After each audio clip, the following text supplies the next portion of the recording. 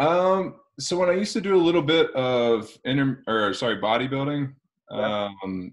I played around with intermittent fasting, and I'll do it off and on depending on kind of what season I'm in. So like Sure.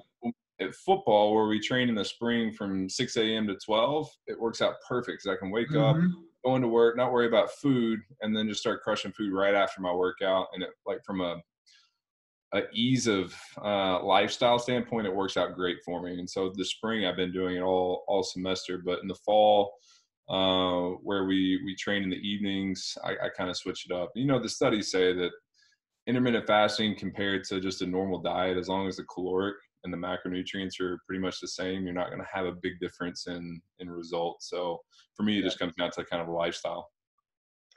No doubt. And doesn't some of the theory behind intermittent fasting essentially align with that? Like this is just the way folks lived, and Yeah. You saw some early intermittent fasting research was talking about some transient effects on growth hormone, but not nearly enough to actually produce what we would consider an anabolic effect. Mm-hmm. So, I think they tried to make some stretches in their conclusions from the intermittent fasting research. But like I said, for me, it comes down to just lifestyle and being able to maintain a diet a lot easier. So, All right. So I've had people who've tried it before. mm-hmm. And this is not going to be a conversation about intermittent fasting unless you wanted to just linger there. But I do it now too, but almost unintentionally. I'll have coffee in the morning. I love breakfast. I love breakfast foods, but I'm not super hungry, especially at 6 a.m. I'm not super hungry at 6 a.m. And even as the day progresses, but I do know some people who've tried it and felt kind of crummy the first few days. I think I know what the mechanism is there, but what's your thought on that? I mean, anybody that tries anything new, I think that it's outside their norm. So it's like we grew up eating breakfast. Breakfast was supposed to be the most important meal of the day. And so when we wake up, our brain is already pre-programmed to say, hey, it's time to eat. Like my wife, for example, if she doesn't eat in the morning, like she gets really kind of like you just said, feels kind of crummy, kind of cranky, like she needs to eat breakfast. Yep. And I just think it's just a pre-programmed response that like the brain already has feed forward mechanisms. Like, all right, let's start getting the body ready to prepare to get some food in our system. And when we don't give it to it, it's like kind of freaks out a little bit. It's like, what's going on? And like things become disoriented, and then it causes a little bit of havoc until like 3 to 4 or 5 days later, when the brain's like, all right, this is something new, then people kind of get used to it and it kind of goes away. I think it's more just of a brain kind of factor more than anything else. But like I said, I tell people like, try it. If it's not for you, then, go back to what you were doing before. It's all about sustainability at that point. And I hope that's where a lot of today's conversation sits, because that's what's so refreshing to me about your messaging is it's almost like a judgment-free heuristic. It is try it. If it works, continue on, evolve that process. But it's not a lot of square pegs in round holes. It's figuring out what works for you. Everything, especially when you get to diet. Diet is so unbelievably individualized that for anyone to come along and say, no, this is the way it's got to be, you're almost guaranteeing that you're going to be wrong, because there will be exceptions to that. Absolutely. Every time. And like I said, genetics alone tells us that one method isn't going to fit a particular person. So talk about training methods and diet and everything. It all comes down to the individual and trying to figure out what works for them. It's just like when people ask me, hey, can you write me a workout? I was like, yeah, I could, but if you don't like it, you're not going to do it. So like, let's figure out what are some of the things that you like and kind of build it out from there, versus just, and it's kind of like the same thing. Hey, can you just tell me what to eat? I could. I could calculate, how much I think you should eat, but you know what, if you don't like the foods that I give you, then you'll do it for a week or two. And then you'll be like, all right, I really want to go have pizza, but it's not on my list of foods, or it's not in my mind. And it just kind of fails and unravels from there. But everything about what I try to think about is sustainability, and being able to accountable to keep doing it for a long period of time. It only works if people are willing to do it. It's like, you're bringing up a lot. I've got some names to throw out based on all these ideas, but yeah, it's like, it reminds me of a football play. You can't evaluate the success of the football play unless it's implemented well, unless you actually pick it up and do it well. You can tell me if power was the right play call or not. So figuring out what's going to get people to metaphorically run power well, that would be the only way to successfully analyze the process. Before we go too far though, you mentioned something with that breakfast stuff. There's one of the advisors to the project. Her name is Lisa Feldman Barrett. She's out at Northeastern. You know her, the one in Boston? I haven't heard of her. No. If you ever watch TED Talks or read books, I'm just kidding. You're a doctor. I'll send you the TED Talk. If you like that, we can even send you the book. Absolutely. Yeah. She wrote a book called How Emotions Are Made. She's freaking brilliant. She's fantastic, and she loves to deadlift. But that doesn't necessarily color her work. Phenomenal combination. It's a nice combination. And she essentially in the examination of emotions, she talks oftentimes about how you mentioned the role the brain plays in the way the body feels in the morning with breakfast. Essentially, it's a prediction machine. We're always predicting. So if we're training it, if we're training the body and to expect, I don't know, smoothie, egg, Lucky Charms at a certain time every day, then it's funny, people, and I wonder if people have heard this before, you don't start the digestive process once the eggs hit the belly. Yep. It starts well before that. So yep. You mentioned 3 or 4 days. I wouldn't be surprised if that was almost exactly right. If you shift for 3 or 4 days, that might be just long enough to rewire the predictive mechanisms in the brain to no longer have those strange cravings. Yeah, and it's the same thing as like the stronger that signal is. So the longer that we've been doing a particular habit, yep. It's going to take probably a little bit longer to break it. And then as soon as you kind of like cheat one time, that signal is going to get stronger. So you're going to be more likely to relapse back into it because, that's just the way the brain works as far as like creating those neural pathways. So it likes consistency. So that's part of that thinking fast and slow. The brain likes to think fast. It's efficient. Anytime we have to think about something for a long period of time, the brain really doesn't like it. It takes a lot of energy. So, but absolutely. Yeah, that's exactly right. That's Daniel Kahneman, right? Fast and Slow. Big long book, but really good. Yeah, totally. Who was it? Tex, I think, was wrestling with that for a little while. Yeah. I'll tell you that if anyone wants to pick up that book, Thinking Fast and Slow, you could almost break it up chapter by chapter and have like a mini book on a concept. And I think it'd be really exactly. Yeah. All right. For some people, we've got people cycling in and out on Instagram Live. If people have questions, please ask them. Maybe give us a little bit more about you. We will, when we publish this as a podcast, just so you know, we'll have given a little preemptive bio, but I want to hear about your story. Yeah. So, always grew up, played a lot of sports. So, in high school, soccer, football, wrestling, tennis, always just kind of staying active, always wanted to be involved in something. Ended up going to the University of Kentucky, played football there. I was actually, frame wise, you probably can't see sitting down. So I'm 6'7", 265 pounds. You would think probably tight end, maybe like a lineman, but I was actually recruited as a kicker punter. And so that's kind of the funny thing, growing up playing soccer all the time, transitioned to football that way into kicking. And then I kind of had this massive growth spurt in high school and ended up getting big. And so went to the University of Kentucky, walked on there as a kicker punter, ended up having 3 surgeries while I was there. That kind of kickstarted my thought process. And it's like, you see these athletes that come into the facility, and some guys can come in as freshmen and just like look at weights and get big. Yeah. And then other guys like are just struggling to kind of gain weight or get strong, or they're always chronically hurt.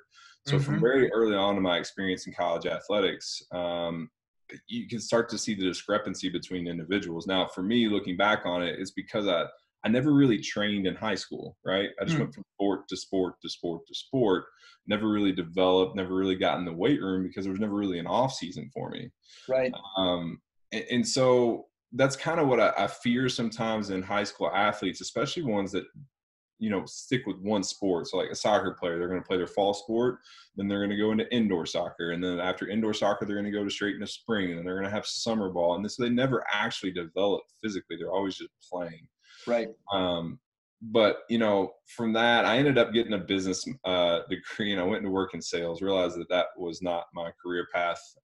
Came back to school, got my master's in exercise physiology, and then ended up getting my PhD in exercise physiology as well, studying how stress affects the adaptive response.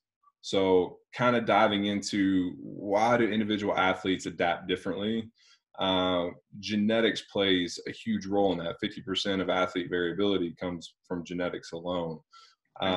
We wanted to look for a tool that kind of assessed how athletes were responding from daily training. And so that's how I fell into Omega Wave and heart rate variability and direct current potential. It was a way for me to say, okay, an athlete comes in, we do this assessment, and I can kind of get an idea of how the athlete has recovered from a previous training session. And the more I went down that rabbit hole, I realized that heart rate variability is reflective of all loads on the athlete. So anything that deviates homeostasis in the athlete is a stress. And the body doesn't differentiate between a stress from the weight room, a stress from home life, a stress from not getting enough sleep, a stress from not getting enough food. It just realizes like, hey, we have to tend to this homeostatic disturbance, and we're going to use these resources in the body. Now, with those resources, you realize that athletes have a limited gas tank to be able to adapt. So if I go and I train, if I do a big training session, and then I have to go study for 3 exams, right? And I have this just a chronic, like sympathetic overdrive, just pumping, trying to get ready for those. Now the body has to decide, what are my resources going to go to, right? I have to adapt to this workout, but I also have to study for these exams. And so what we often see is athletes will spend a lot of resources on other things other than training. So Brian Mann's work, when he looked at stress and injury in college athletics, we found that athletes are 3 times more likely to get hurt or sick during midterms and finals week. So it kind of solidifies this fact that, hey, we can only adapt to so much in our life. And so my mantra is, if I can reduce the stress outside the training facility, then I can increase the stress inside the training facility and have a much better response. In my own personal life, you know, we talked about this pandemic and the coronavirus and everything is done, but honestly, I've hit better numbers in the gym during this time that I've been at home and away from the universities, because my sleep's on point, my nutrition's on point, external stress is low, and, you know, the weights are just flying. So, you know, if we can control our own stress in our life, then you're going to have a much better outcome in your weight room. But that's so, dude, I love that approach. And I love the way that you talk about it. I love the Brian Mann stat. It's such an interesting idea. I love that people are looking at that correlation, midterms, finals, and injury rate. That, you know, you don't think of that. I'm not going to go into theory as to why I think that is, but I really do hope people are paying attention and listening to that. And we've started to talk about in our place. We talk about stress differently. We try to name it exactly in the way that you've named it. People have turned stress into a 4-letter word. Yep. It's not sitting in terrible traffic. That's not the only sort of stress we're talking about. What sometimes we will do to have young people, high school, college athletes, start to reframe it is we say a handful of things. One is the obvious, which you've alluded to, is that without stress, we're not here as a species. It's good. Stress is good.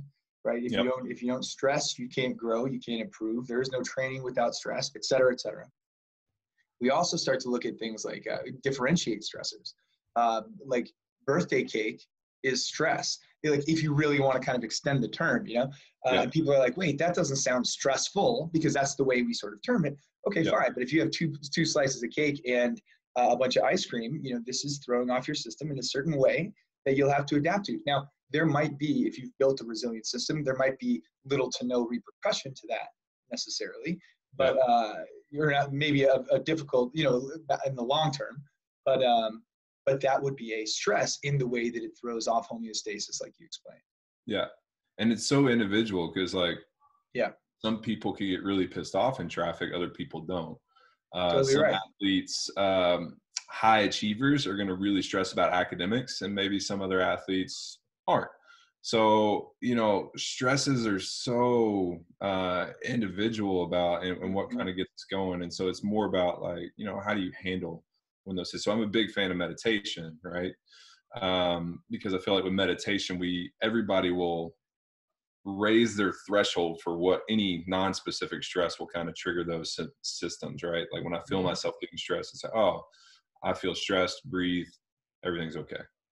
Mm-hmm. You're right. It's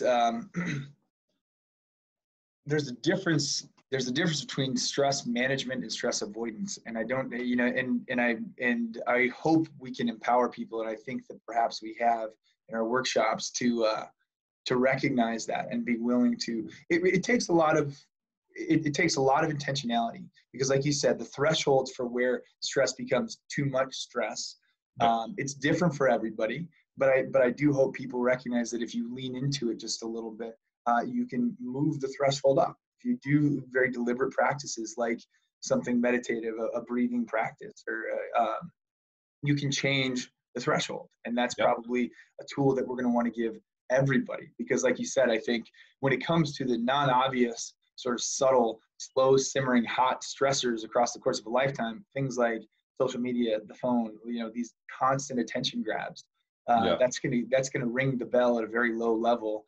We've got to be able to manage that. I've actually said, and when we think about this, I think we work closely with a lot of physical education departments, and the way sex ed is a unit in health classes. I'm convinced that tech ed, like literally how to engage, analyze, decide what's appropriate for you, tech ed, I think that's going to have to continually be part of the curriculum. And there's a lot of metaphors there. Like you can't preach abstinence education in tech because it's here. We've got to be able to deal with it. So it's about identifying probably individualized strategies based on the outcomes that you want. Yeah, and tech's so hard because tech evolves much quicker than our ability to understand its effects.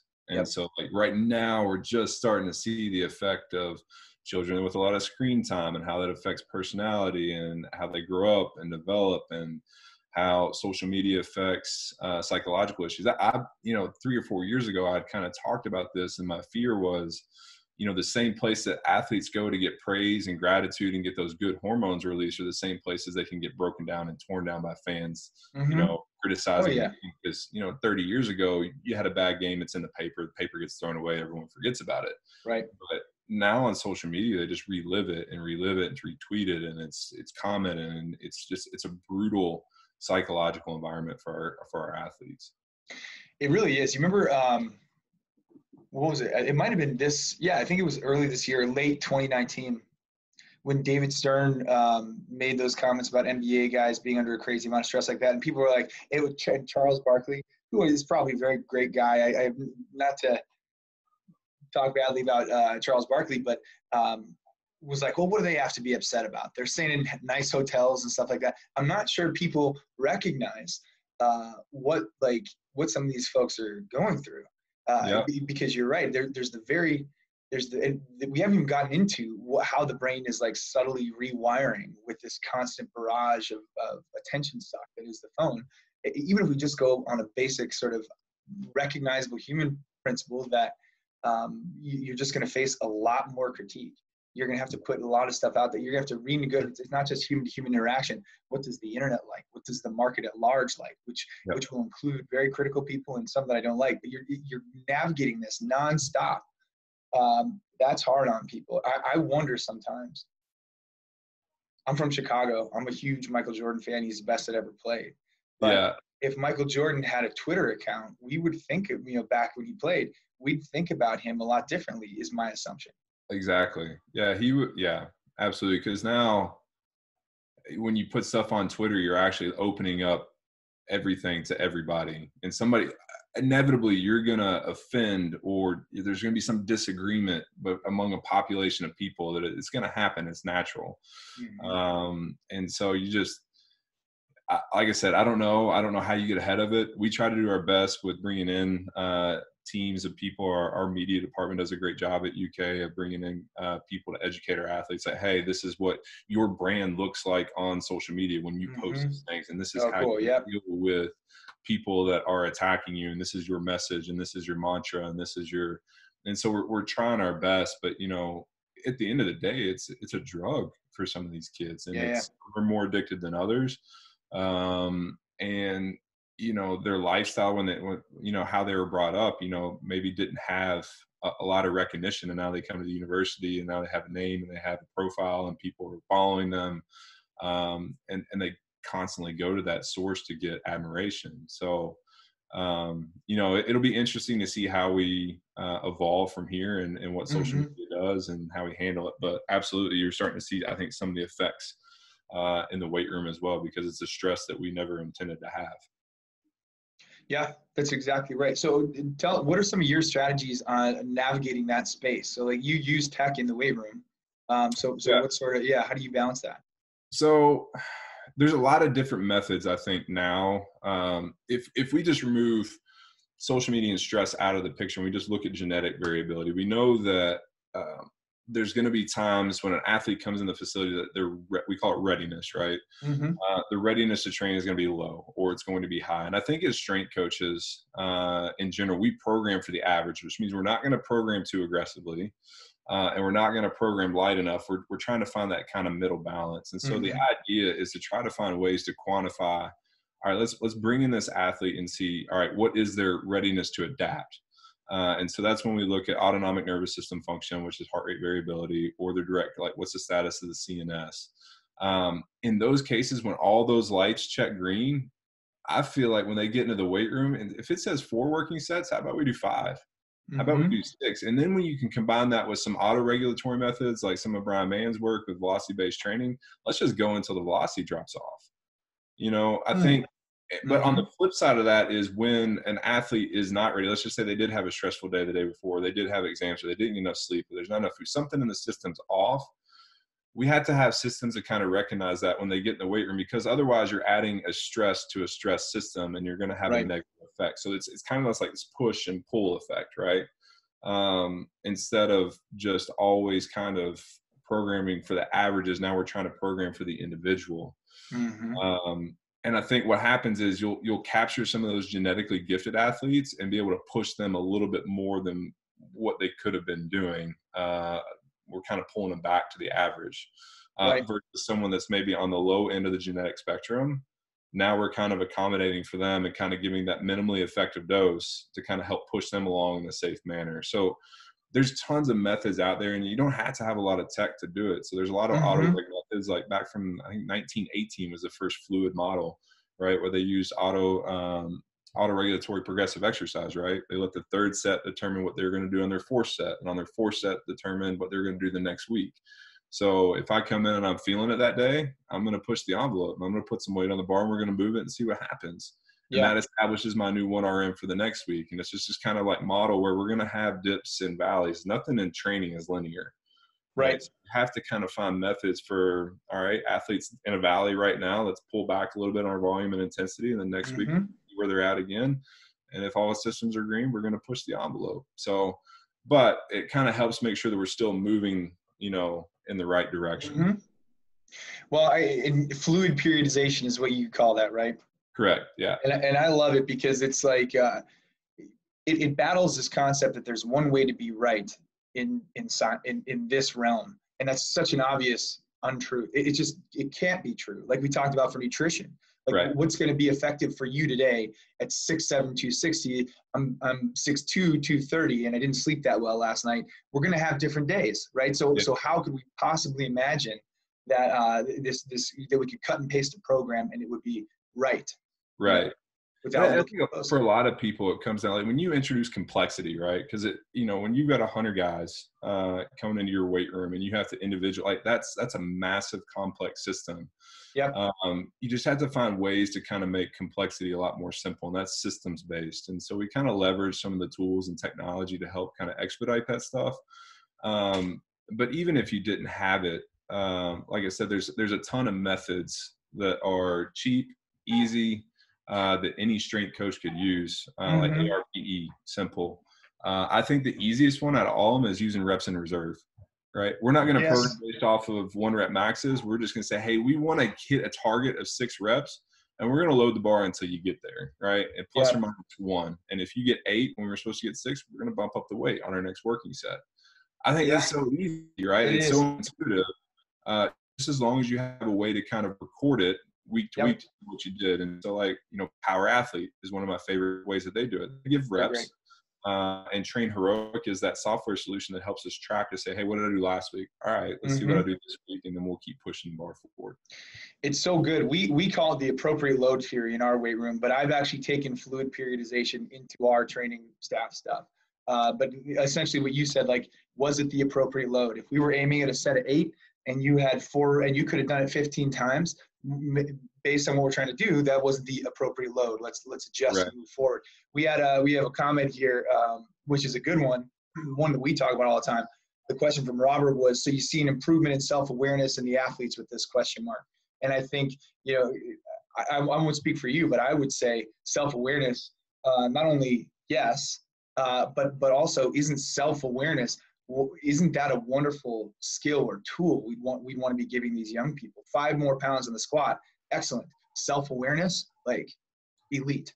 Yeah, and that's a big thing is like when you give instant feedback to the athlete, because traditionally, like even when I was playing, it was, hey, we'd come in January, we'd do our 1 rep max test, and that served as our kind of percentage based, and we wouldn't test again until April. And so, like, when you're doing an undulated periodization program, like, yeah, we're hitting our numbers, and some days it felt good, some days it didn't. We never knew if we were actually improving until we got to April. Right. And so when you have a method on week to week, and I think this generation is definitely built on some instant gratification. What am I doing now? Did I get better today? And I think when you're self-aware to say, hey, last week I did 245, and this week I did 255, and my new estimated 1RM just went up by 2.5 pounds. They see progress. Yeah. And it creates buy-in. It's like, all right, eating right, sleeping right, this is actually helping. Versus if you don't test again until April, then we're like, what am I getting better? What am I doing? That's right. Yeah. Well, that's right. And I think if people like you, and hopefully if coaches are doing it right, then not only would you see that incremental growth and be empowered by it and get some gratification, but hopefully we could onboard a way of thinking that when it doesn't go up week to week, it's more, we try to go, you mentioned meditation, like we try to be mindful in everything that we do, which includes just going back to the core of mindfulness, assessment without judgment. So we're looking closely, but we're not judging it. So if you didn't go up this week, maybe you took a step back this week, you're not bad, everything's okay. But what a great opportunity to reflect on what we've been up to over the past 2 weeks. And if we can get to that sort of self-awareness, we call it practical mindfulness. Yeah. Kind of our term for it. And like I said, it's all right, I didn't improve this week. What did I do the last 4 to 5 days that may have affected that? And let's just see if I can rectify it. Sure.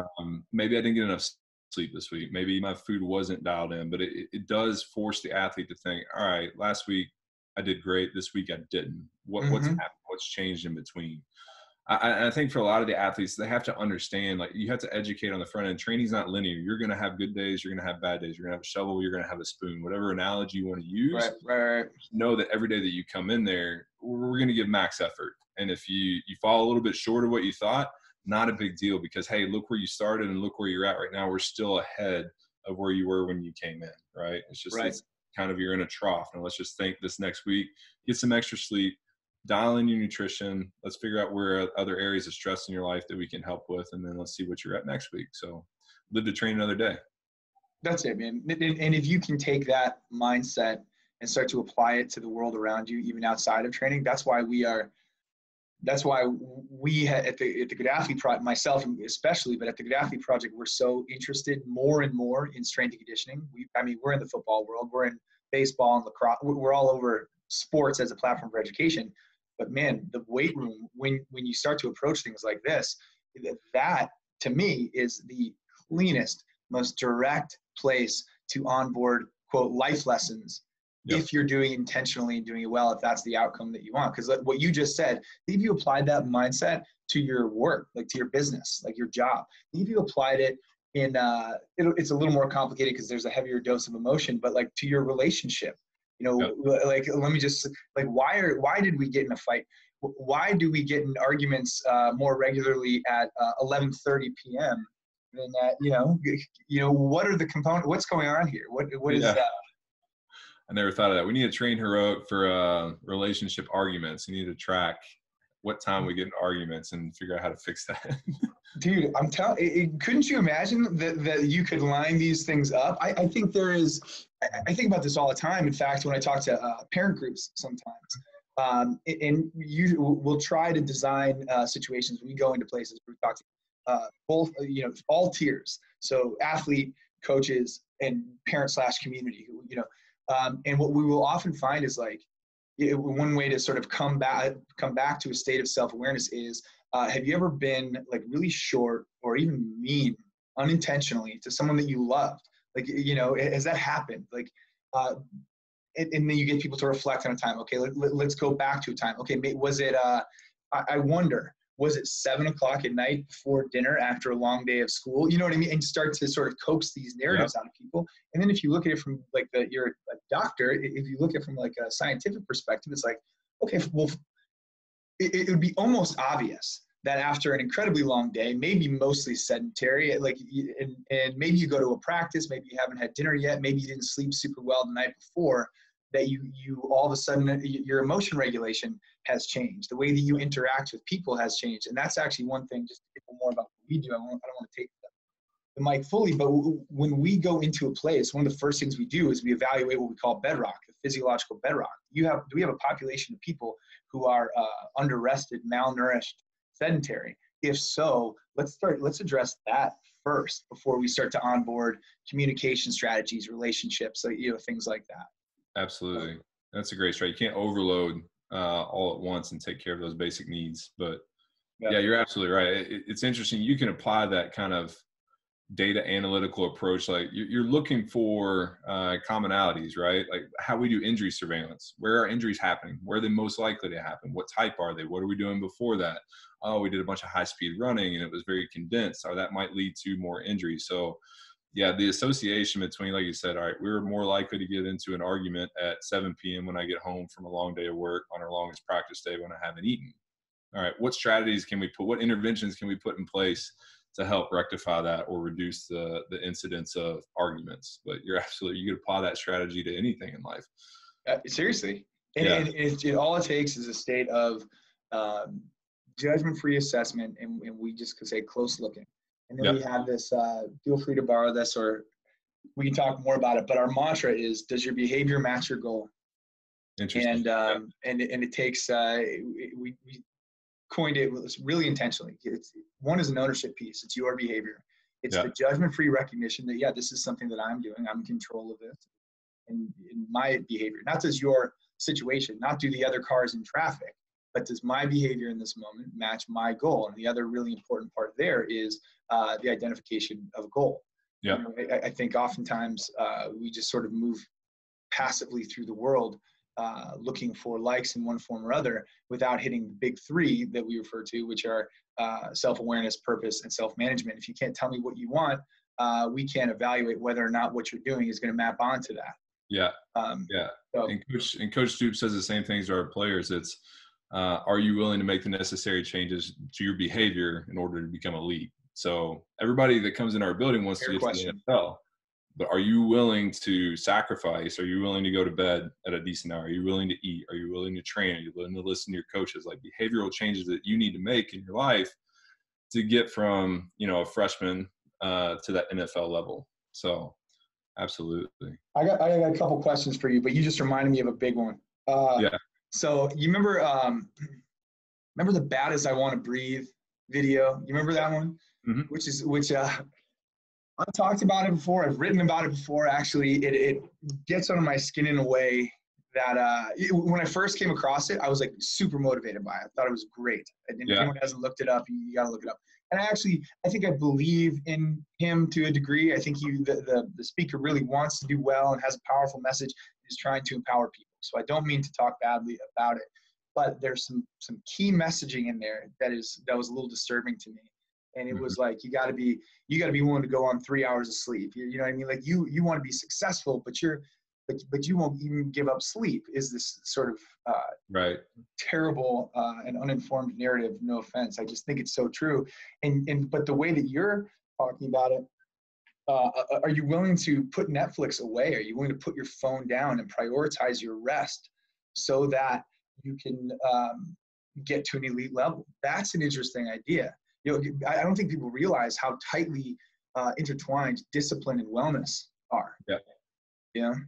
And that's the thing. I think part of it is because the narrative, you know, in the United States, it's very capitalistic. It's a grinding type environment. Work, work, work, and you're going to be successful. Are you willing to go on 3 hours of sleep to get ready for that board meeting? And you're ready to do this. And so it's kind of been the mindset, I think, of Americans. And just now we're starting to see, like, you know what, maybe if I slept longer, I'd have a more productive day at work. Because if I'm going on 3 hours of sleep, my work, you know, I might be working at 40% efficiency versus if I got 8 hours of sleep. So we're starting to now just see the really important aspects of what sleep does for us. And we're starting to see the important aspects of what potentially meditation is starting to kind of make its way in American culture.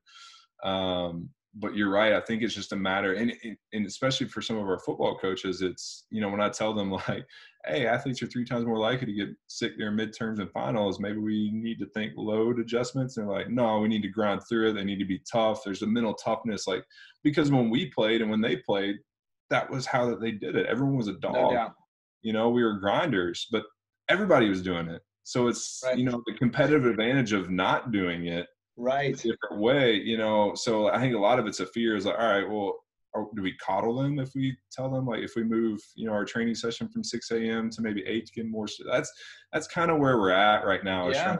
We're starting to recognize the importance of it.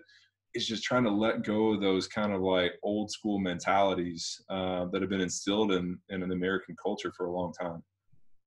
You're right, man. Okay, so what's your vision of that? Because I think there is some validity to that, but only in certain cases. So it's like, I think you do need a mentally tough football team. I think you need mentally tough athletes and probably people if they're going to achieve at a high level. Yeah. But is chronic sleep deprivation the way to make them mentally tough?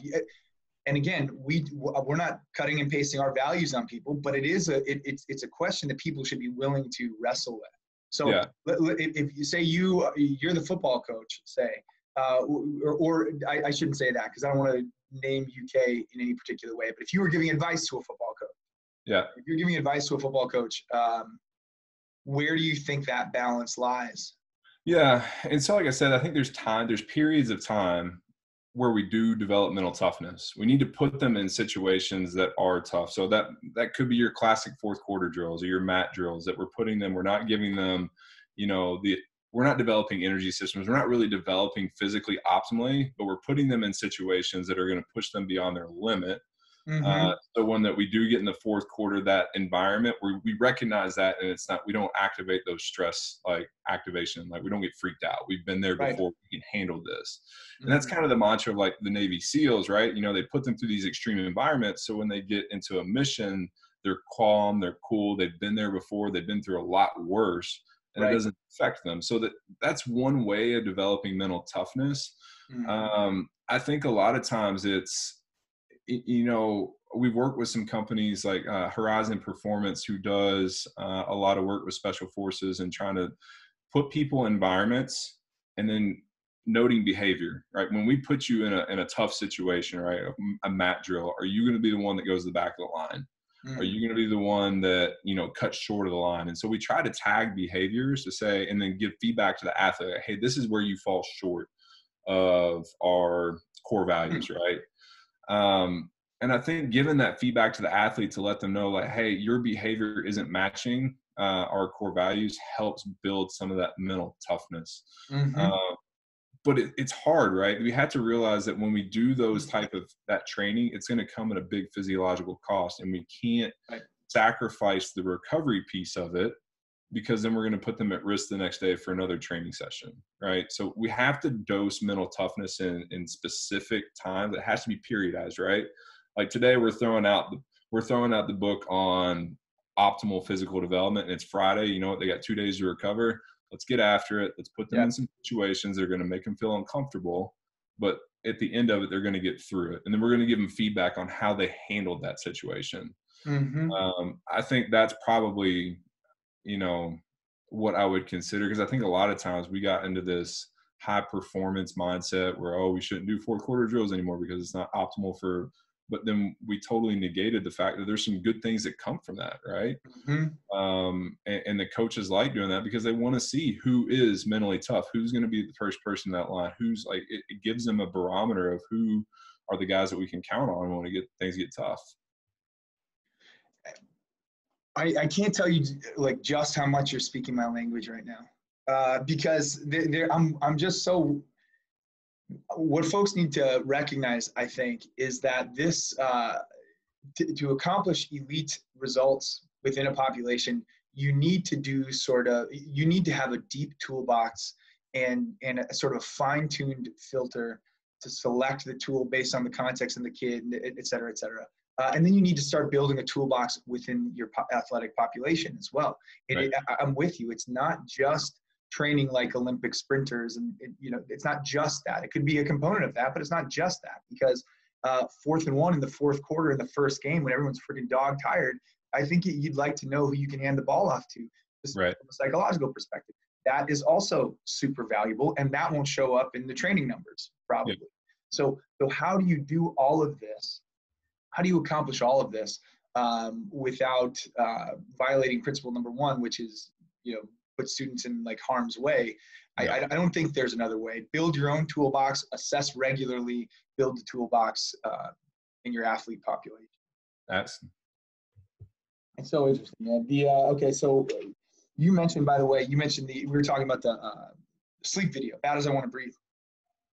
I think you nailed a really specific idea there, and it reminds me there's so many training parallels or potential metaphors. It's almost like a volume thing. Do you want to work more, or do you want to work better? You talked about efficiency. We talk about that a lot when we train field athletes who aren't football, so like a lacrosse player. You don't want to. We want you fast late is what we say to the lacrosse guys and girls. We don't care if you can run a marathon. We want you fast late. Fitness is a component of this, absolutely, but that's what we want. So again, there's a balance, but the volume versus intensity is yeah, absolutely. And like I said, it's with athletes, it's kind of getting them to understand what are the demands of your sport, right? What do you need to be? What are you required to do, and what's optimal? We're fortunate that we have a lot of technology, GPS technology, to help us profile those sports. So we know exactly how much high speed distance, how many accelerations, how many times they change direction. By profiling the game with some of these advanced technologies, then we can go back and profile the athlete to say, hey, let's do these assessments of cardiovascular endurance, speed, acceleration, power. And then we can identify the limiting factors in the athletes and say, hey, you're great from a cardiovascular standpoint. We really need to dial in your speed and acceleration component, which that goes back to that individualizing training methods and determining what does the athlete truly need, because otherwise we blanket train our athletes, right? All right. We're going to go through this block and we're going to develop this specific quality, but this athlete doesn't need that. Right?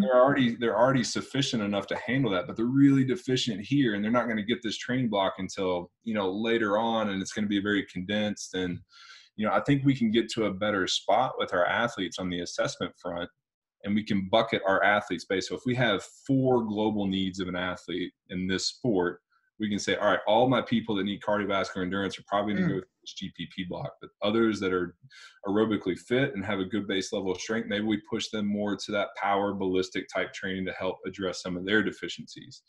And we can be smart as strength coaches to bucket, like, as long as you have a system, right? I think when you introduce complexity, we throw up barriers, but as long as you have a system and you have assessment and you have almost like a decision tree, athletes are below this threshold for this. All right, their training needs to be focused here for right now. Then we reassess, and it's almost like they graduate levels. But yeah, so I think that's, and it's work. So for people who are saying, well, I just want to write like 5x5 on the board, no judgment, but I do highly endorse the idea that you get comfortable with this sort of approach.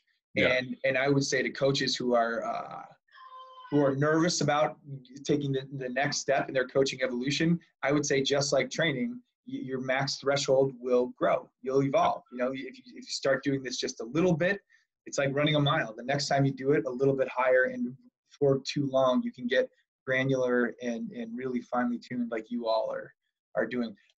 What do you think for someone? What's the minimum cost of entry for something like this? Like, do you recommend Omega Wave? If so, what's the price point? Like, what's one of the easiest ways for people to get on board with this? Yeah. So Omega Wave's not cheap, but it's definitely not the most expensive of all of our performance technologies. Our GPS technologies like Catapult are probably kind of on the top end of that. I mean, honestly, when we start talking about assessment, you can start as simple as a wellness questionnaire and then using coach's intuition, right? So if you can get on Google Docs and send out a Google Doc or Google survey to your athletes, have them fill it in, and all that information comes to you. So kind of you have a barometer on that athlete before they come in the door. It's like, all right, athlete is really sore today. Our wellness questionnaire is enough for me to like go into a fluid model and start making training changes immediately? No. What I would do then is like, all right, these athletes are sore. These athletes are not optimal. Let's see how they move the bar. All right. Use your eye to see, all right, you're sore. You're not moving the bar very well today. Your first working set, you gave that an RP of an 8 when it should have been a 6 or a 5. And then you start to build in your head, all right, there's probably not optimal systems here. That stuff you can do for free. That's just getting more information from your athlete about your athlete and then using some sort of visual assessment. So I break it into 2 categories, right? Readiness to adapt, which is your internal load, HRV/DC potential wellness, and then a readiness to train. Ideally, you have both of those pieces of information, right? So I have, all right, athlete's gas tank is full. They're ready to go. Readiness to train. All right, mentally, they're not into it. They're not moving the bar very well. Readiness to train is down. That's a decision of like, well, do you just motivate them to get the bar moving or do you have them do something else? What's that test? So when you say get the bar moving, what's a good like first test that wouldn't overtax? You do the wellness screen, you put a bar in hand and. Yeah. So like I said, from a free standpoint, a lot, and this is kind of not the argument that when we rely on technology, some of the arguments in the strength and conditioning community is that we lose our intuition as strength coaches to be able to visually assess quality of movement and speed of movement. And I agree with that. Like when we constantly depend on a GymAware or a Tendo or a Barset, any one of those technologies, we kind of get reluctant on that number on the screen and we kind of lose. I totally agree with that. So I think in the very short term, it's getting the idea of the strength coach to understand what does a quality movement look like. And then knowing, all right, does that speed look good? Does that form look good? Now, it's not going to be the most objective piece of information. It's ideally you'd be able to look at it and have the number to kind of go with your intuition. But sure. I'm just talking like cheap points of entry to start a fluid model, intuition, some sort of feedback from your athlete before they get into the gym. That way you kind of know what you're dealing with, and then you kind of make decisions from there. I like that. You could do like a vertical jump, but athletes will, even in fatigue states, they can alter movement mechanics to still get a high number if they only have to do it once. Like a very motivated athlete, they'll still hit that number. It might change. That's why you have force plays to determine that. But like I said, I think a very entry level is wellness questionnaire and then understanding what that movement quality looks like. And then you make your decisions based off that. That's really interesting. And then you kind of based on the question earlier, you're encouraging a sort of coach self-awareness in that too. So it's not like did so-and-so hit their broad jump or vertical jump number, or did the Tendo hit the number that we were looking for? It's like, well, Brian doesn't usually run like that.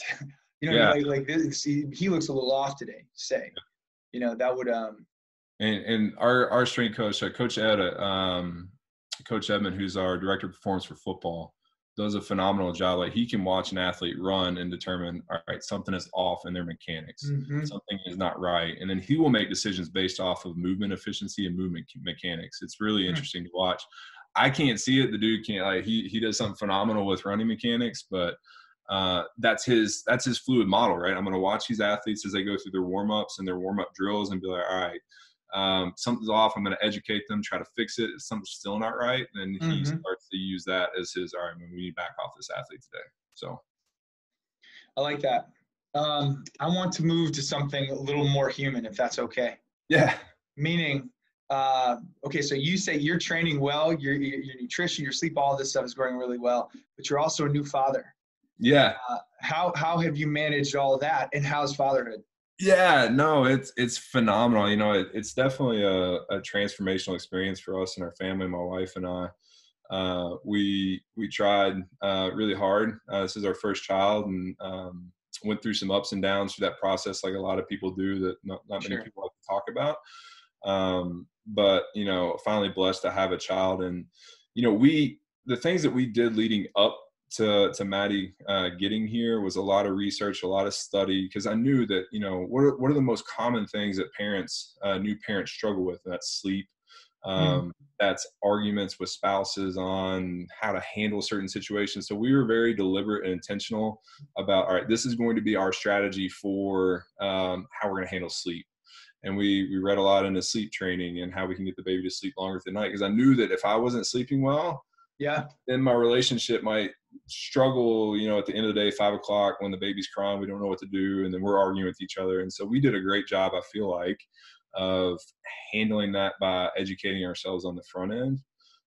Maddie's 12 weeks old now, and she's sleeping about 11 hours through the night. So What? we could be extremely lucky. I want to say that it's because we were very deliberate in identifying probably key areas that might be stressful, Mhm. and having solutions. But you know, like Mike Tyson said, everyone has a plan until they get hit in the mouth. And there was That's several right. nights where we were just like, she's crying, I can't get her to stop crying. What are you doing? Why did you do this? Like, you shouldn't have done it that way. Like, there was definitely moments. But like you said, when you have those moments, is my wife gets mad at me. It's like, all right, what do we learn from this experience? Right. Right. You know, like, all right, we didn't do this or we didn't do that, let's try to do something else different next time. We're always in a process of trying to, like, no judgments, like, we don't know what we're doing, right? We're new Right. parents. And so, you know, every day is a learning experience with her, and it's been phenomenal. But you know, that was one thing that I was talking about with the coronavirus is, you know, I've been able to spend so much time with her that I wouldn't have been able to do being in college athletics, and it's been a real blessing. Hmm. uh, and so you can take the mindset, oh, you know, I can't go out with my friends, or I can't do this, and there's so much. But for me, I view it as a positive, being able to spend more time with her, and being able to be with my wife a little bit more than I normally would. Well, it's all perspective, of course. Yeah. Right. Because I think we mentioned this last night. We're no longer in the meetings that we have allowing people to use the term. It's not perfect this time and place. Um, it's just such an absurd idea to even entertain in the midst of a multi-week global pandemic quarantine, that something could even look vaguely reminiscent of perfect in that way. But like, what's perfect for now and for you? It's like, really, you can dig into fatherhood in a way that you would not have been able to otherwise. That's pretty Exactly. fantastic. That's a gift in a lot of ways. Yeah. And so, like I said, it's your perspective, right? Even, let's just say, fatherhood aside, training, like, I'm spending Yeah, more time on mobility, which I've negated in the past. sure. I've done more cardiovascular fitness because I can get out and run, which I've negated in the past. And I'm starting to see the dividends of those things. Like, my movements feel better, and that when I'm actually do push weight, my cardiovascular fitness is increased.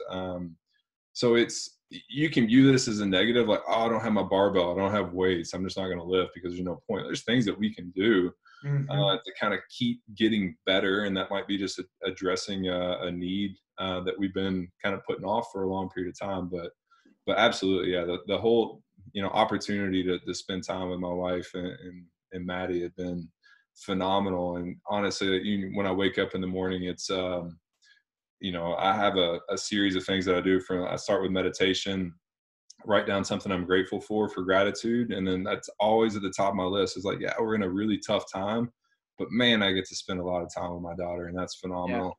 And it really just kind of helps frame my day in that positive light. So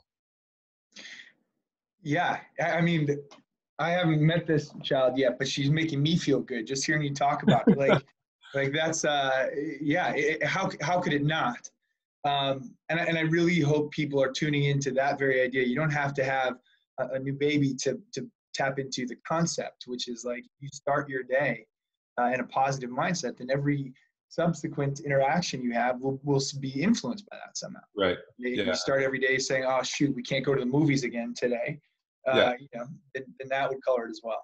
Yeah. The gratitude's really, like, if you stop and think about it, yeah, I can't go to the movies, or I can't do this, but I got a roof over my head, and Yep. I've got food, and I've got the basic necessities.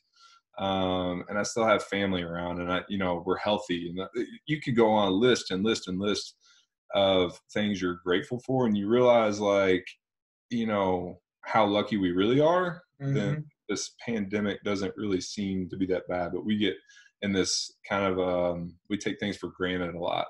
uh, Hmm. some of the luxuries that we have in this country, and then now we're starting to realize, like, maybe we need to be grateful for some of the things that we still have that other people in this world don't. So, How are you going to teach that to Maddie?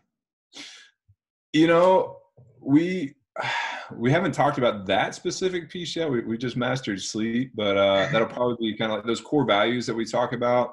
Yeah. um, it's hard, for children, because they grow up in their environment and they're going to get used to it. And luckily, like, we both have professions that we do very well.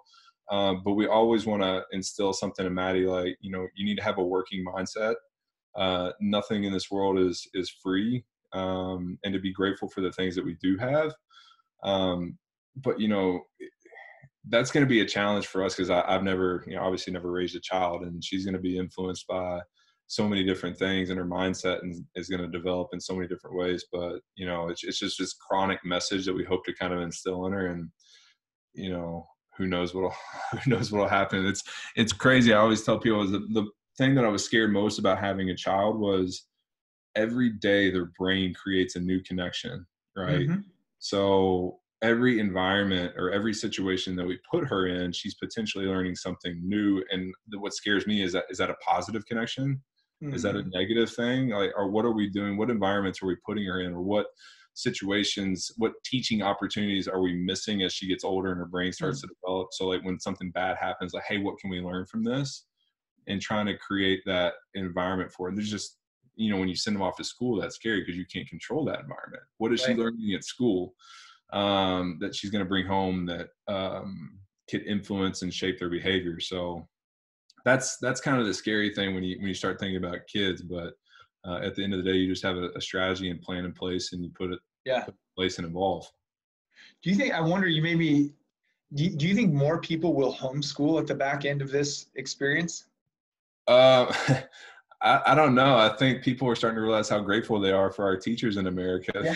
How they got their Where you kids just home. get, yeah, yeah, yeah. Yeah. So, I'm not sure. That's a good question. My mother-in-law is a teacher, and I see the good things that she does. And I do think that our teachers are undervalued here in the country Hmm. for what they do and actually provide for our kids. I can't imagine, parents wanting to homeschool more necessarily when we have I feel like we have a great school system in place that are help educating. So um, I don't know. We'll see. It'll be interesting. We'll find out. And it just, I don't mean to go down that road too fully, but you mentioned like the fact that you can't control the variables when they're, once you send her off. Yeah. Um, But you got to think they develop so much. Like, if you did homeschool, but are they getting that human interaction with other totally. kids, and to be able to relate to another child and be able to handle someone that does have a different opinion than them? Because most likely our opinions are going to align because we're raising her. But what if they run into a kid that doesn't disagree or disagrees with them on something? How do they handle that situation? Totally.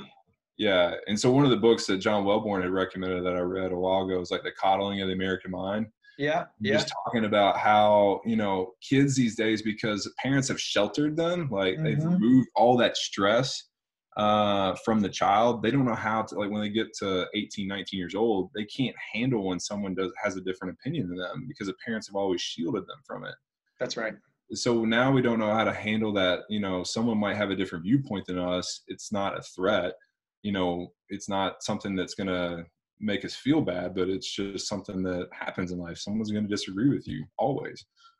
Yeah, I totally. And it's got, I think you're right. I think you're going to have, the developing mind will have to wrestle with those contrary perspectives. It can't just be mom and dad telling you to go to bed when you don't want to go to bed. It's got to Yeah. be actual real world dilemmas of like, no, this is how we do things in my house, and this is how we practice religion, and this is how we X Y Z. Like those are, you gotta expose people to those discussions. Yeah. No. And like I said, the best we can do right now is just read and learn. Like I'm learning more about the book that I'm reading. Hold on, let me get the title for you that I really like.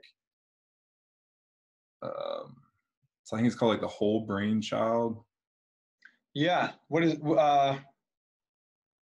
But really kind of dives into the neurophysiology. Yeah, the Whole Brain do Child. you know who the author is? It is, oh, just had it.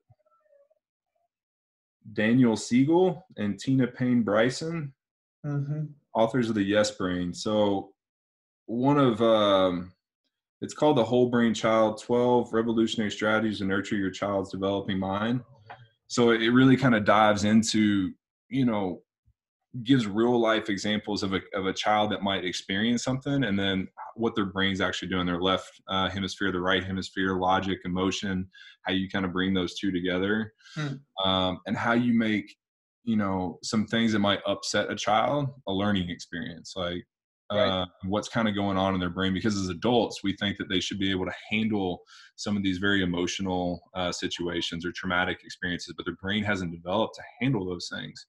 And so it puts it in the framework of what is actually going through your child's mind right now in these type of situations. And it helps me understand, like, normally where I might get frustrated or mad that the child is not doing something, it's because they just haven't developed that structure or developed that neural connection. And it's our job as parents to take those environments, make the right neural connection to say, hey, this is a bad experience, but this is how you can handle it and understand the emotion that you feel, and you kind of help them learn from that. So like I said, I think for me it's recognizing when I can create a learning experience for Maddie and help shape her behavior from that. It's such a mindful approach. Yeah. You know, when you talk about it in the way that you just talked about it, there's like there's a humility, and there's like a curiosity, and there's just, you have to keep in mind that this is not like a colleague of mine or a work friend. This is right. These skills have not yet been onboarded. Like, let me be thoughtful about how I'm being patient with this. I just think it's such a thoughtful approach. Yeah. We'll see how it plays out. So yeah. Well, yeah, right. We have to listen to the feedback. The data will tell the story ultimately. Exactly. Can you give us, when you say, I want some tangible strategies for people who are home alone not home alone, but quarantined at the moment. When you say, first and foremost, when you say meditation, like what does your practice look like? So I was never skilled in meditation. I can't just go out and sit on my patio and go. I can kind of do it, but you know, I've always been a big fan of Headspace, and I think actually right now they've opened their platform for either very, very, very cheap or no cost during the pandemic. It's guided meditation. It kind of walks you through one in the very early parts and the basics of it. It kind of explains the science behind meditation and understand why you're doing it. I think the biggest thing is the strength of Headspace is it makes it more real. Like, hey, you're not going to be very good at this. Your mind is going to wander, and it's okay. Like, just they give you strategies when your mind does wander to kind of help bring you back in and kind of help you keep you engaged. And I think their platform is really good, because now when I first did it, they just had their basic packs, but they have all sorts of packs like on self-esteem or stress, anxiety, or work productivity. They have all these different ways to kind of make meditation a little bit more user-friendly. So like I said, I've been using Headspace for the last 2 or 3 years, and I can see it. So in my heart rate variability, when I stop or reduce my meditation practice, my HRV starts to kind of trend a little bit down. Really? Which means my body, when I don't meditate, my body has a harder time of handling external stresses. It's crazy because we don't think about it on the conscious level, but when I start meditating again, you see that HRV start to creep back up. Right. So in the science of it alone, so I recommend people have iPhones and maybe have an iWatch. Your iWatch collects HRV without you knowing it. Really? Yeah. So if you go to your health app, it'll collect it. Now, it'll collect it at kind of random times. So sometimes when I'm working out, it collects it, so my HRV is really low. But on average, you can start to see that trend going up. But it collects a lot of things without us knowing. It collects how many meditation minutes I have, so I can track how many times I've meditated in March and April, and I can look at my HRV and start to see, hey, I'm actually getting a little bit higher, and I'm handling stress a lot better. It also correlates with what I'm seeing in the weight room as well. My numbers are going up. So long-winded question or long-winded answer for I like Headspace and I like meditation. that's kind of my practice. Like I said, every morning I have a morning startup routine that I try to stick to. Even in a quarantine time, they talk about the importance of routines and maintaining a routine. So for me, it's still try to getting up every morning at 5 o'clock in the morning. Don't let anyone steal your 5 a.m. It's the most quiet, peaceful time because there's not a lot going on. I go out on my patio if it's warm enough because I like to hear the birds and I like to hear everything going on outside and get away from like the structure of my house. Go through meditation, active gratefulness, and then a little bit of Bible study. And that kind of helps frame my day. So no matter what happens the rest of the day, I can always anchor back to that morning. Like, yeah, I have a disagreement with a coworker on how we should handle X, but you know what? That's a difference of opinion. I'm not going to let it ruin my day. Like I'm still gratitude for the things that I have, kind of an example of that. Totally. When things don't go as planned during the day, I'll always have that to anchor back to. I think it's a great idea. I like that term. Don't let anyone steal your 5 a.m. That's yeah. Cool. I got that from, he's our director. Well, now he's one of our senior associate ADs for our student athlete experience, but he was an Apache helicopter pilot. Oh, wow. So, yeah, great guy with our leadership development, but that was one thing he always said, don't let anyone steal your 5 a.m. So I try to stick to that and get up at 5 no matter what's going on. And that's just kind of my time. So, what time do you go to bed to get up at 5? Usually I start trying to wind it. So I have an evening shutdown routine kind of thing. So a lot of that's changed now with Maddie is because she fits a lot of that. And we're trying to get her in bed around that 8:39 window now that she's sleeping longer. And then so like it's about 9-ish that I'm trying to get into bed and shut down completely at 9:30. Yeah. So I'm getting, 7.5 to 8 hours of sleep every night. And then I'm a quantified self, so I track my sleep and, and making sure, and I get feedback in the morning how I slept, and it's always, I didn't sleep as well last night, or my heart rate went up. Like, what are the things that kind of could have affected that? But yeah. I totally agree. I realized, I don't know when it was, I had an epiphany in the last 5 years, I would say, or I don't know when the day was, but I realized what a morning person I was. I love the mornings. Yeah. I also realized that the reason I hadn't realized it before was because I didn't have a good enough go to bed routine. Nobody's a morning person if you go to bed at midnight or 1 a.m. Exactly. It's funny because my wife is not a morning person, so it's really? kind of she's kind of a night owl, but it works for us because when I get up in the morning, I'm cheerful and happy, and she's kind of helps bring her up a little bit. So that's interesting because everything we've been talking about doesn't that too sort of apply? This mindset can be applied to that, right? Like there's no judgment. It's not good or bad to be a night owl or an early bird or whatever. It doesn't matter. But tuning into it seems like it would. Understanding that and then figuring out the dynamics between how those things will interplay. That seems worthwhile. Yeah, and that's the thing is like you hear all these optimal strategies, but optimal strategies are specific to the individual. You can't put yourself into a box and say, oh, this is the way I have to do it because that's most optimal. So it's optimal to train in, the evening because testosterone availability, maybe, but I don't sleep well if I train in the evening. I like to train in the morning or I like to train at noon. And so, sometimes we can throw science to the side a little bit and understand that the higher level of what works for me trumps everything. And that's how I'm made up. That's just my mindset. And so instead of attacking myself or bringing myself down because I can't do these certain things that somebody told me was optimal, is just a negative mindset to have. I like that a lot. All right. I've got, I think you're exactly right. I got a couple quick questions. I could talk all day because I really like this line of thinking. But I guess some of the final questions, we have some people who are training for a powerlifting meet. I think we talked about this a little bit. That term, I'm constantly navigating this space because I'm going to compete in it as well.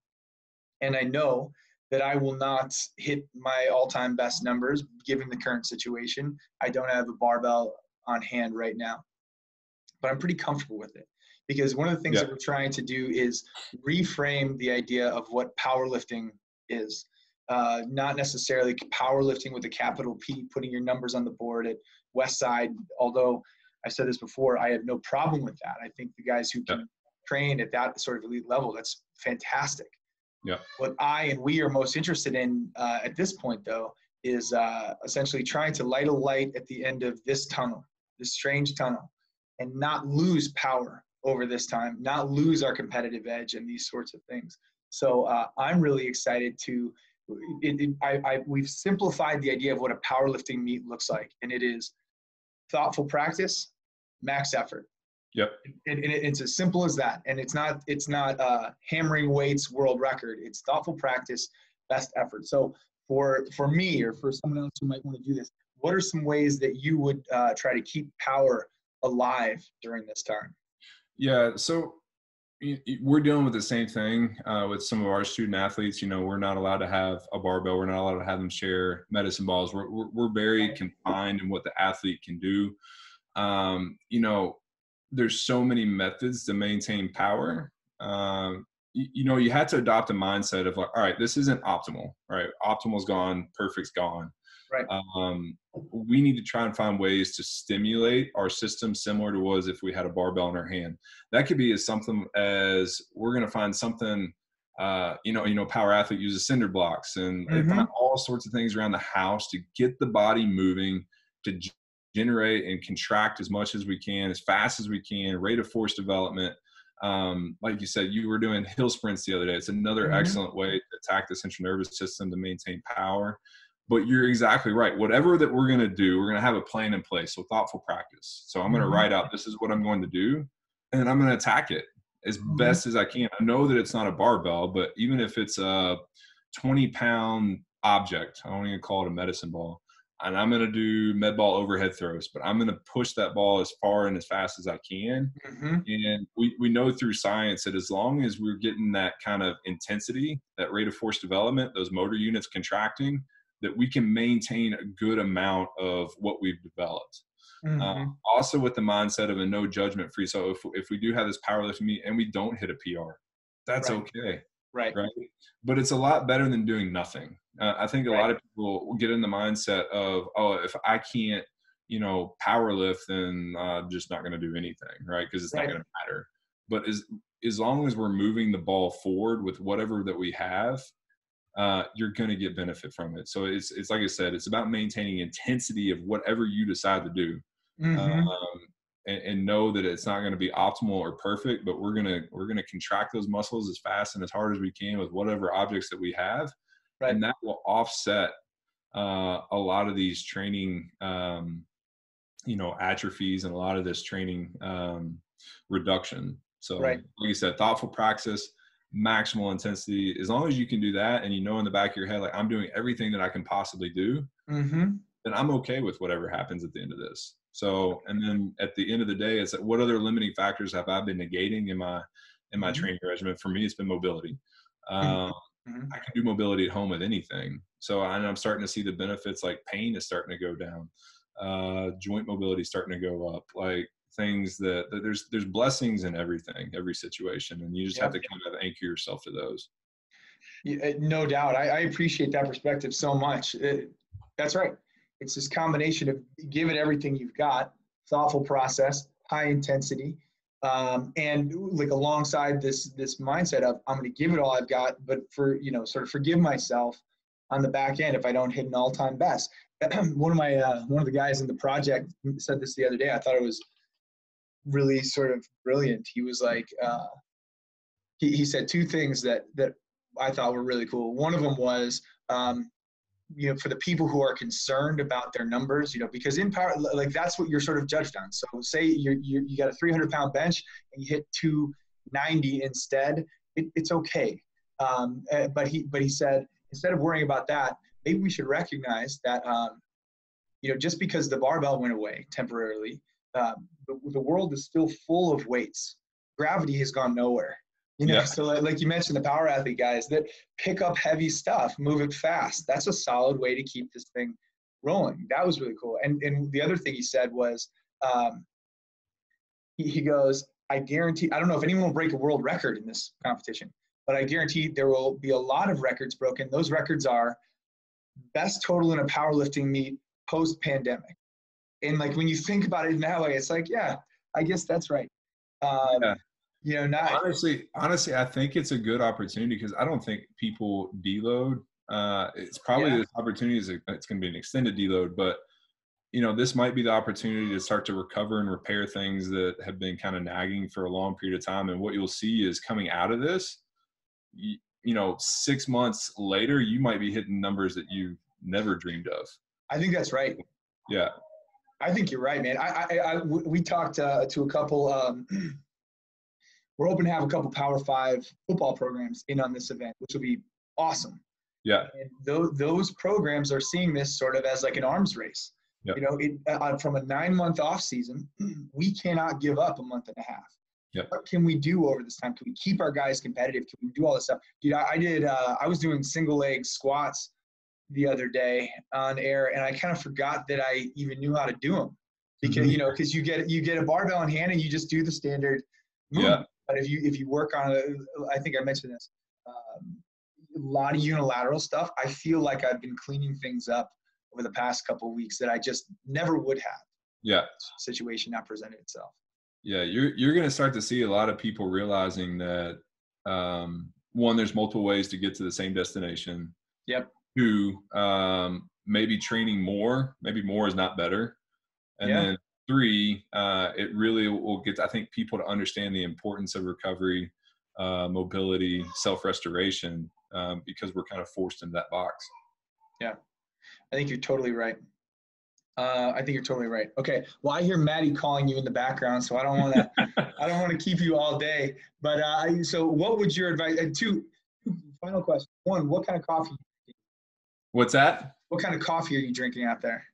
Well, right now it was just something I made at home because I couldn't get to the shop in time this morning to go something. But typically I'll grab cold brew is my summer drink.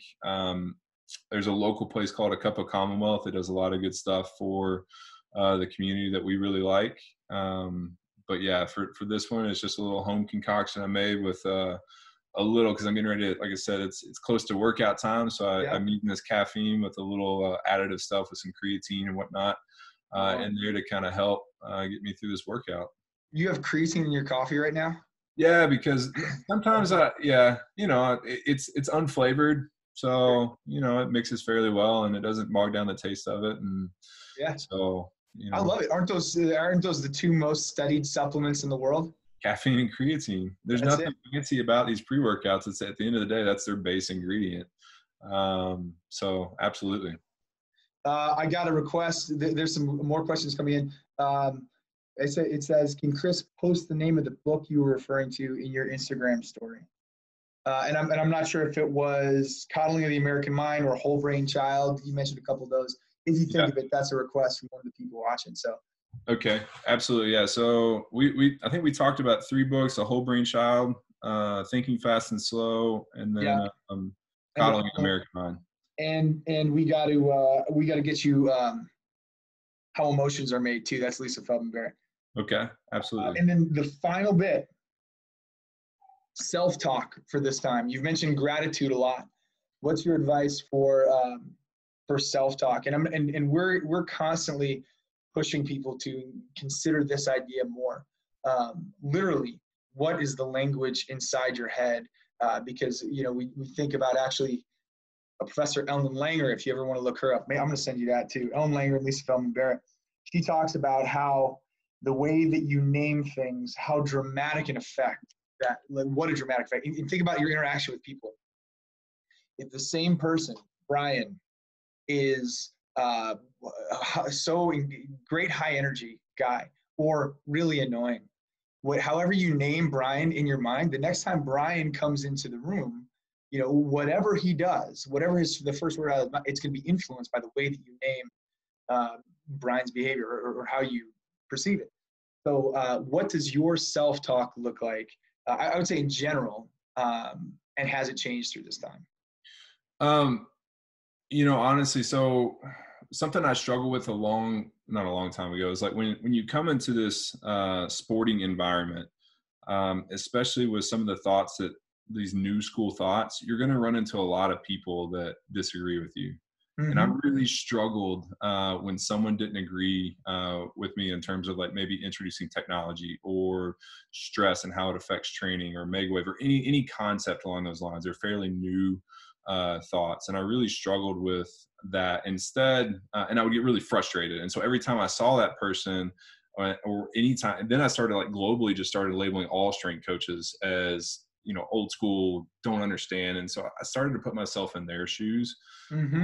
and it really kind of put me in the practice of anytime there was a conflict, it's like, all right, where is this person coming from? And it forced me to kind of to think to myself, all right, I understand now maybe some of their hesitations of implementing this, or I understand because of their experience of 30 years, this is how they've done it. Mm-hmm.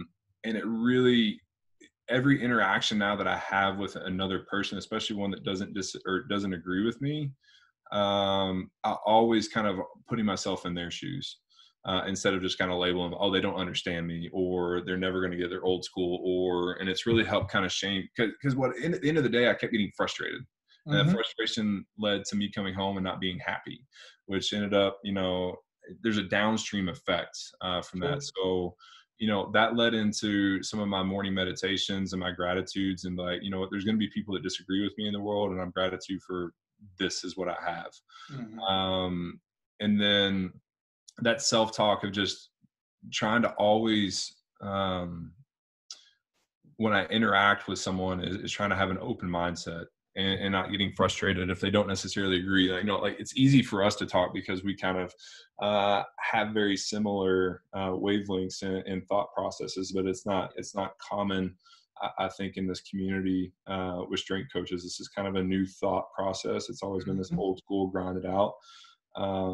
And so for me, it's just been a matter of um, view it from their perspective and then try to reframe my conversation to kind of help not not not attack their view, but kind of complement their view. Like you're kind of meeting Yeah. them where they're at. And so Yes. like for me, that's been my biggest self-talk over the last 4, and I've seen a massive benefit of like when I come home, I'm happy. Hmm. I'm not frustrated. I'm not, you know, um, but yeah, that's been kind of my mantra, you know, these past 6 to 8 weeks, aside from this pandemic.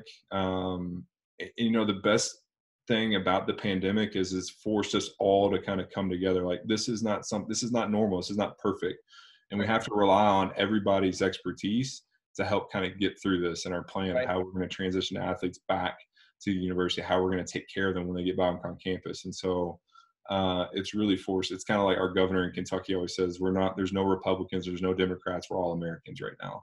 That's right. We're all fighting the coronavirus.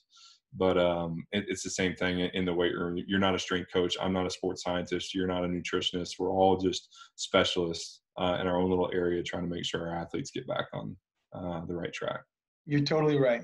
You're totally right. And it's so unique because it's not something that you have to deal with down in Lexington or we have to deal with in Chicago. It's like we're all dealing with this. What a Yeah. unifying thing this could be. I like that a lot. So if you've been doing this, and maybe this is not an answerable question, but say you find yourself in one of those frustrating conversations and you know it's time to practice empathy or perspective taking or any of these strategies, is there sort of a cue you give yourself? Uh, does that make sense?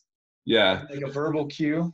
Yeah. So for me, like you said, self-awareness, right, is huge. And so a lot of times I can recognize before I go into those conversations the potential conflicts that may occur. And so when they do, or if they do occur, then I've already been prepared for myself and I kind of have a plan. But a Yeah. lot of the times it's just catching myself with those negative thoughts. So the meditation pack that I'm on right now, it's a strategy called noting.